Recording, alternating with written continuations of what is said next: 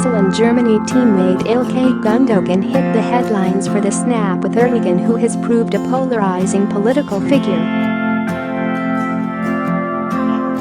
He was at the center of a failed coup attempt in July 2016, which saw bloodshed on the streets of Istanbul as soldiers and tanks were deployed.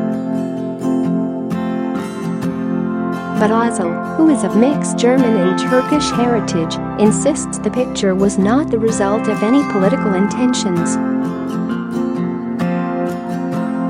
Instead, Ozil says it was simply a matter of respect to the president of the country of his ancestors, and that they discussed football as Erdogan used to play as a youngster. In a lengthy statement on his Twitter account, Ozil defended the picture and said he would have posed for the shot whoever was in office. Ozil wrote, "The past couple of weeks have given me time to reflect and time to think over the events of the last few months. Consequently, I want to share my thoughts and feelings about what has happened. Like many people, my ancestry traces back to more than one country. Whilst I grew up in Germany, my family background has its roots firmly based in Turkey. I have two hearts, one German and one Turkish. During my childhood, my mother taught me to always be respectful and to never forget where I came from. And these are still values that I think about to this day." In May, I met President Erdogan in London during a charitable and educational event. We first met in 2010 after he and Angela Merkel watched the Germany vs Turkey match together in Berlin. Since then, our paths have crossed a lot of times around the globe.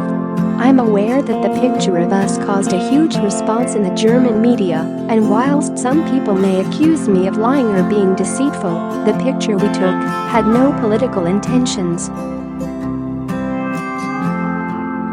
As I said, my mother has never let me lose sight of my ancestry, heritage and family traditions. For me, having a picture with President Erdogan wasn't about politics or elections, it was about me respecting the highest office of my family's country. My job is a football player and not a politician, and our meeting was not about endorsement of any policies. In fact, we spoke about the same topic that we do every time we have met football, as he too was a player in his youth.